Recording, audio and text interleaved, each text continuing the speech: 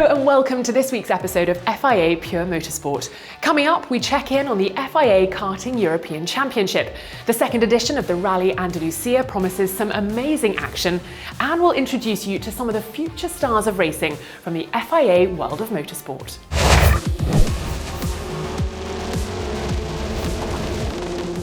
Amazing drivers, tough weather conditions, and an epic location. What better way to start the FIA Karting European Championships than at Karting Genk, the home of champions.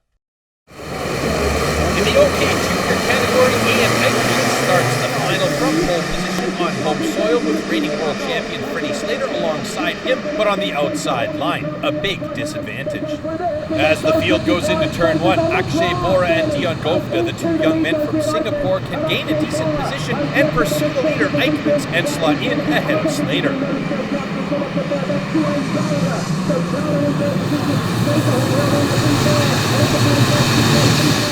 Up front, Eichmann is already defending, eagerly hoping to capitalize on his early weekend form, having won 4 times in 5 heats leading up to the final. But with this being his first major taste of racing at this level, even local knowledge isn't enough to keep the freight train behind him. Bora, Govda, and Slater are all able to squeeze through in the first corner, leaving Eichmann to slip from first to fourth. So now it was Singapore 1-2 with Slater in third position. The new leader starts to increase his pace in the hopes of getting away, but Slater isn't prepared to wait around for too long and makes a bold overtake into turn 9 on teammate Govda. Now he's back into second position again. Eichmann soon edges himself back into the final hairpin back to third.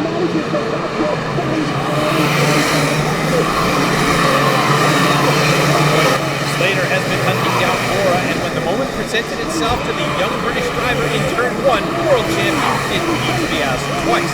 Freddie Slater is now in front. The reigning world champion is totally in command. Having been one of the fastest drivers from qualifying, then with 3 wins and 2 third places, he has more than justified his position at the front of the field in Genk. For the Ricky Flynn Motorsport team, it couldn't have ended better for their young men. Akshay Bora stays focused under pressure from Ian Eichmann, who takes a very popular podium in his homeland. Slater with the first win of the new season, Akshay Bora in second place, local hero Ian Eichmann in third. In the OK category final, Arvid Lindblad and Rafael Camara share the front row. When the lights go out, Juho Valtanen steps up the attack and slots in behind Lindblad. As the field makes its way to the far side of the circuit, Andrei Zhivnov steps up his own attack and makes his move on Camara to move into third.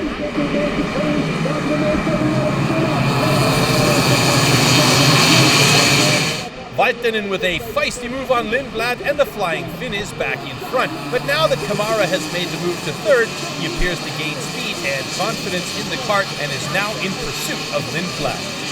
It won't take long, and at the end of the lap, Camara is through, making a clean break on the inside line. Lindblad needs to bounce back fast.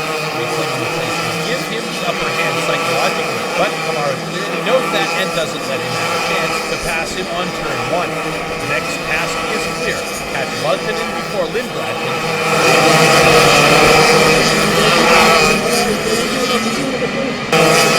On the motorway straight, Camara makes a simple maneuver and claims the lead of the race, backing Valtanen into the path of Lindblad.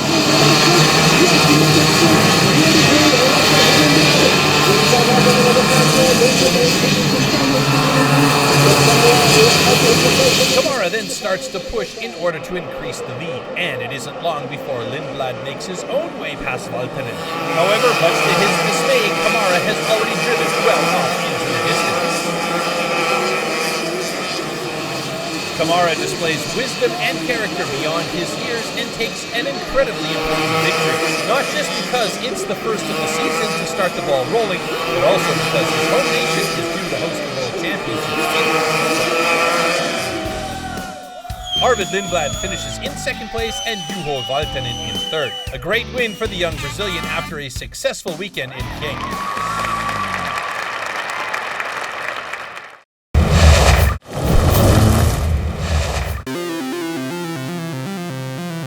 Safety is the most important issue in motorsports, especially in karting, where the youngest drivers live their sport with a lot of passion and commitment. Many drivers have already voluntarily used a rib protector in recent years. Since this season, it's mandatory.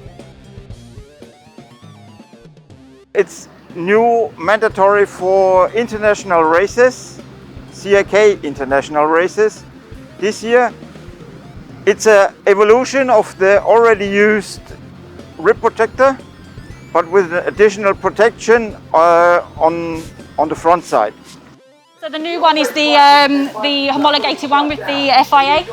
It's designed really because the FIA wanted to have a chest plate for extra support across the chest. Always bringing in new technology to make it safer is very ideal.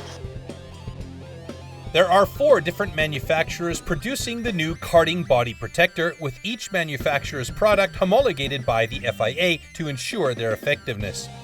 Body protectors have to have a certain stiffness. The composite has to be strong, but also they have to be comfortable to wear for the drivers. They are important for safety, and the protector is really easy to put on with a new chest plate either on the outside or inside. So the driver puts their arms through the elastic straps, and then with the chest plate you put it on the inside of the rib protector, unlike our competitors, and you tighten it up. And then to adjust the straps, you pull it out, and then you can adjust it like that. And then to adjust the back panel, go for the connectors, which is the FIA rule, which the parts cannot be separated. And then with this, you can find the driver's chest shape, and then you obviously have to then put the next piece on, and it's nicely secured and will not come undone. When we get the correct size, it's quite comfortable. You don't really feel it when you're on track, you're just thinking about the racing, and yeah, it's very nice. The karting body protector not only helps in the unlikely event of an accident, but also in other aspects of the race. When we're driving, there's high G-forces and we're pulled to either side of the seat, also over big curves, which we have to hit at some tracks. It just sort of helps absorb some of the energy and some of the impact to take relieve some of the stress on our ribs and our body. And with the new front plate, the chest is also protected. Everything in place for a spectacular and safe season.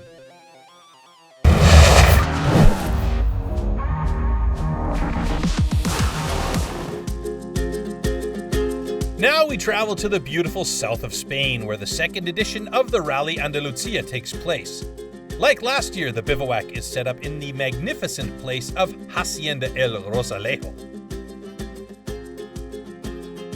The drivers have 1,086 kilometers of special stages over the hills and plains of Andalucia in front of them.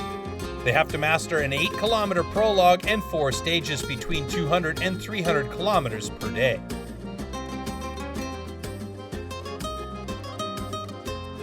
Last year's champion Nasser Al-Attiyah in his Toyota Hilux Overdrive is again the top favorite, but he faces serious rivals led by Yazid Al-Rajhi. Last year we do well, we win some stage, I think we win 3 stage, but I think this year we try to win more and win the rally. The rally starts with a short prologue. Although counting towards the overall result, the prologue's principal purpose is to decide the start order for the first stage. Nasser Al-Attiyah shows his good form from the start, maneuvering his Toyota through a narrow stage.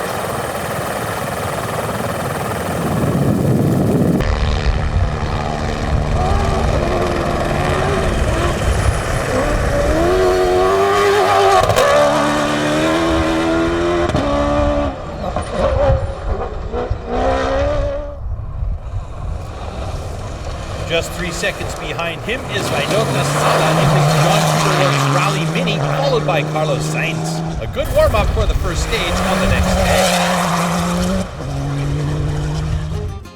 day. Stage 1 is a stage with 3 timed sections. The total length is 219 kilometers, a little shorter than the other stages with medium fast tracks. The route passes through the wheat fields of southern Spain, and it's the Lithuanian Vaidotas Zala with his Portuguese co-pilot Paulo Fiuza who surprises everybody. The 33-year-old finishes the first stage in second place, just 1 minute 25 seconds behind Nasser Al-Attiyah.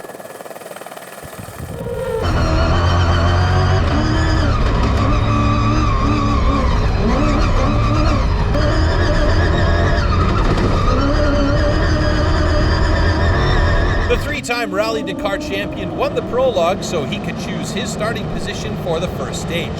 He decided to start in third place behind Al-Rajhi and his eternal rival, Carlos Sainz, the perfect tactic.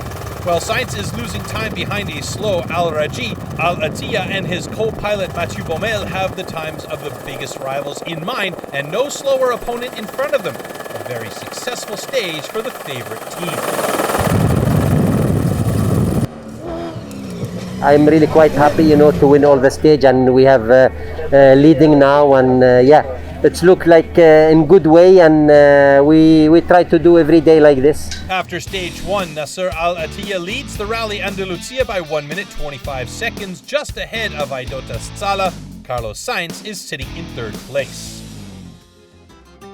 Stage 2 is the longest stage of the Rally Andalucia with a total of 451 kilometers. This is the special stage that takes the competitors the furthest from the bivouac, all the way to the province of Cordoba. The competitors start the first special in the hills. It's more technical, especially at the start. The second section is faster, sometimes very fast. The leader, Nasser Al-Attiyah, makes one mistake and loses between 50 seconds and 1 minute, and then tries to make up the time afterwards. Although he is very fast, he finishes third on the second stage. Yazid Al-Rajhi has his best stage so far. Despite a slow puncture on the second special, he finishes second.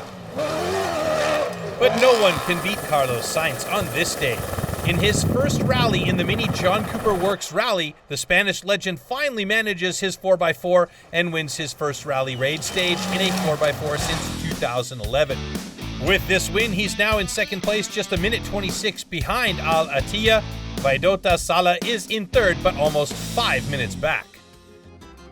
Stage 3 is the fastest special of the rally, over 300 kilometers in one go, cut only by refueling. It's very quick with a fast pace.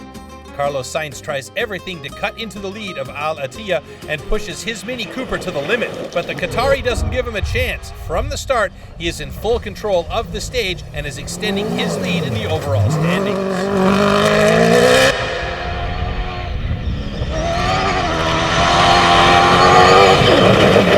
I was really pushing, all the way without any risk, and we win the stage and with a good time, between me and Carlos, Overall, Nasser Al-Attiyah leads 4 minutes 43 seconds ahead of Sainz, with Al-Rajhi in third, almost 10 minutes back.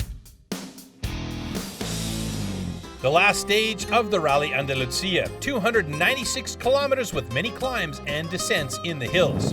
In focus, the duel between Sainz in second place and Al-Attiyah in first place. The Spanish driver is catching up second by second, reducing the lead to just 2 minutes 43 seconds. But the experienced Al-Attiyah doesn't get nervous. He stays in control and in the lead.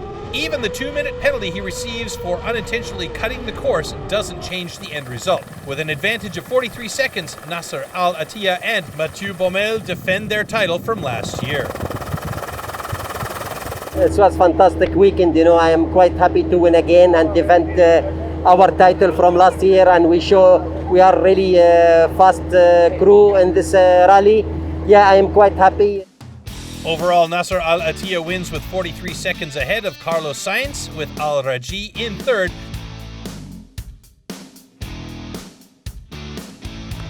An emotional end to a great rally weekend in beautiful Andalucia.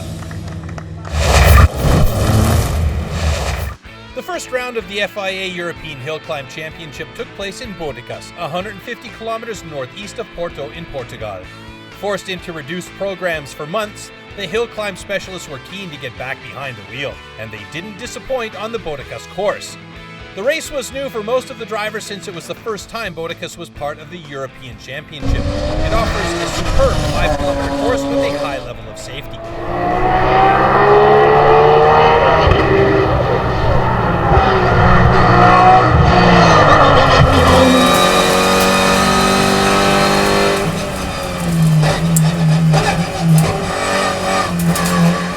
In Category 1, the closed cars, Italian driver Antonio Migliolo in his Mitsubishi Lancer Evo 9 finished third overall. The race for victory was a spectacular one. Spanish driver Jose Lopez Fambona in the Lamborghini Huracan had the best time in the first race and good times in races 2 and 3. But Swiss Ronnie Bracci managed to maneuver his Mitsubishi Lancer Evo 7 perfectly through the technically difficult course. In the end, he won the first round of the season by just 0.3 of a second. Even closer was the race for first place in Category 2, the competition cars. The first round was dominated by Italian drivers, Diego De Gasperi finishing third.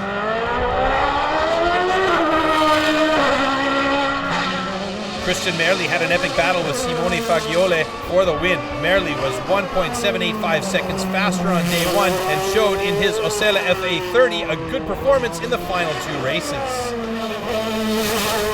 But Fagioli took the gamble of fitting his Norma M20 FC Zytec with 4 new ultra-soft tires for the final climb, a gamble that paid off. He set a new course record with a time of just 1 minute 57.455 seconds for the 5,030-meter long racetrack and beat his fellow Italian driver by the smallest of margin, just 32 thousandths of a second.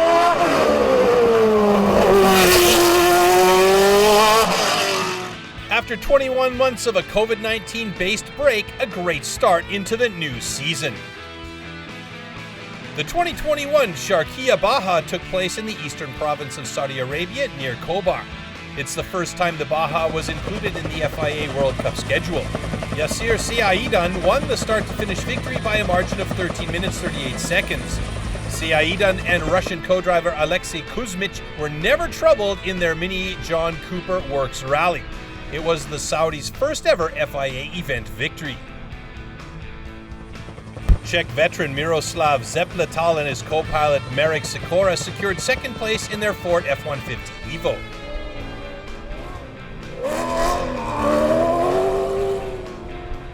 Show and emotions during the first round of the 8th season of the Italian F4 Championship. On the French track of Paul Ricard, the Russian Kirill Small from Prima Power Team won race 1 after having led it from the beginning to the end. But then Tim Tramnitz from US Racing took over. After his second place in the first race, the 16-year-old German driver dominated and won race 2 and 3. He now leads the overall standings with 68 points in front of Kirill Small, who has 40 points. The next round of the F4 Italian Championship will take place in Misano, Italy.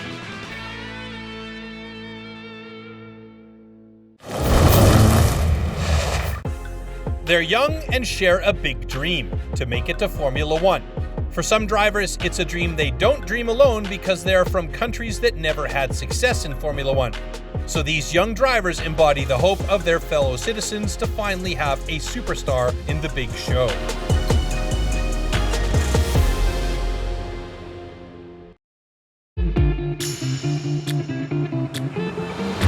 Hello, I'm Cem Bolukpasi Bölükbaşı from Turkey. I'm 22 years old and I race for Black Hearts Racing. Cem just completed his first F3 Asian Championship season. He scored points in 13 of 15 races and finished 9th in the overall standings. A great result for the rookie, whose only single-seater experience came from the Formula One Esports series. I think the track is very similar, and I think practicing the track, memorizing the track, finding the optimum racing line is perfect on the simulators. It's actually crazy how close it is to real life. At some point you feel like you're wearing a VR, it's like a headset or something. It's that close. Cem is not only a famous sim driver, but also one of the few Turkish race drivers in the history of racing, so he feels a lot of support. For Turkey, it's something new, being a Turkish single-seater driver. So racing here, getting their support is obviously very special. Many Turkish eyes will therefore be on the 22-year-old in the future as well. Imagine then how many eyes are turned onto the careers of Chinese driver Guan Yuzhu and Indian driver Jehan Daruvala. They are both coming from two of the most populous countries in the world and showed in this year's F3 Asian Championship that they are ready for the higher tasks. The 22-year-old Daruvala won 3 races and had 8 appearances on the podium. He finished the season 3rd overall, and it's no wonder that the Red Bull Junior driver hopes to make it to an F1 cockpit sometime soon.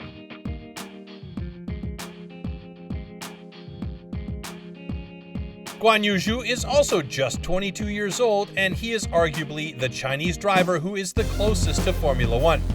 He took a big step in the right direction by winning the F3 Asian Championship, but he knows the last step towards fulfilling one's dream is always the most difficult.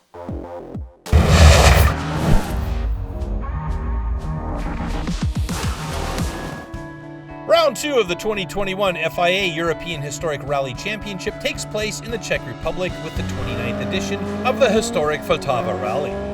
The rally is based in the Bohemian city of Klatovy and has attracted a truly international field with a great selection of historic cars to compete for class honors on the Czech roads. Reigning Category 3 champion Karl Wagner and co-pilot Gerda Zoyner are back with their first outing in the 2021 season in their yellow Porsche 911 SC. The Austrians post the fastest time on the first 3 stages of the day and finish day 1 on top of the leaderboard. But they are being chased by Andrea Zippo Zivian and co-driver Dennis Piceno in their Audi Quattro. The Italian driver wins stages 4 and 5. The Audi Quattro finishes day 1 second overall behind the Porsche. Both cars belong to Category 3, which are cars manufactured between 1976 and 1981. Swedish driver Anders Jonsson in his Porsche 911 Carrera RSR 3.0 is pushing hard, but finishes day 1 third overall, already 54 seconds behind first place, but 22 seconds ahead of the Ford Sierra Cosworth of Daniel Alonso and Candido Carrera, which was the fastest Category 4 competitor. 2 Czech drivers in their Opel Kadett GTE 16S have a great performance on day 1. Miroslav Janota in the number 10 Opel and Wojtek Staff in the number 12 Opel conclude the first day with a top 10 finish. A great rally day for the 2 locals.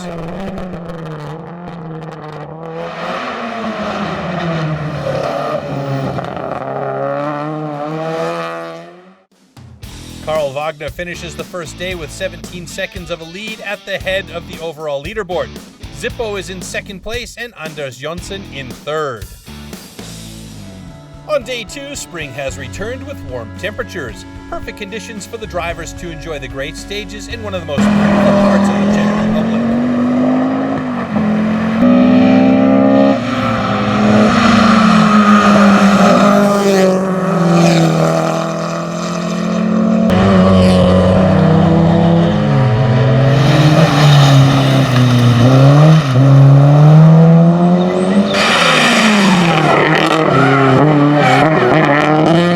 Antonio Parisi and Giuseppe D'Angelo in their red Porsche 911 S 2.0 score their second Category 1 victory for cars constructed 1969 or earlier. Category 4 cars with the year of construction between 1982 and 1990 is won by Daniel Alonso in his Ford Sierra RS Cosworth 4x4.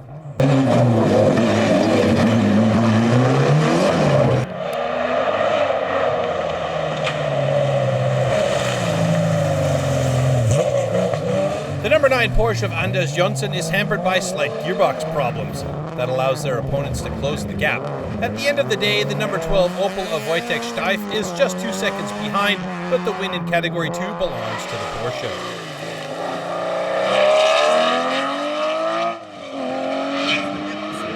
The battle for the overall lead is just as tight. Audi Quattro driver Zippo chooses the wrong tires in the early stages. That allows Karl Wagner in his yellow Porsche to extend his lead slightly on the first few stages.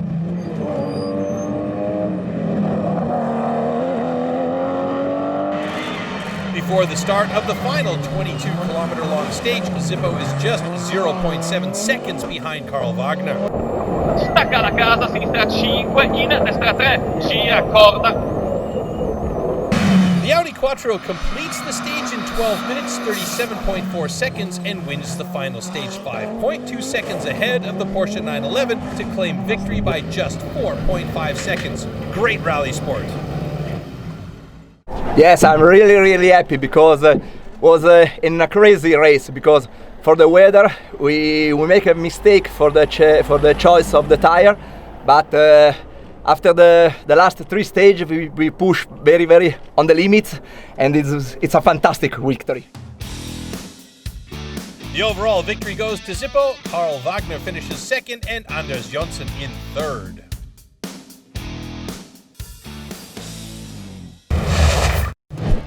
That's it for today. In the next episode of FIA Pure Motorsport, we'll bring you Formula Regional action from Paul Ricard.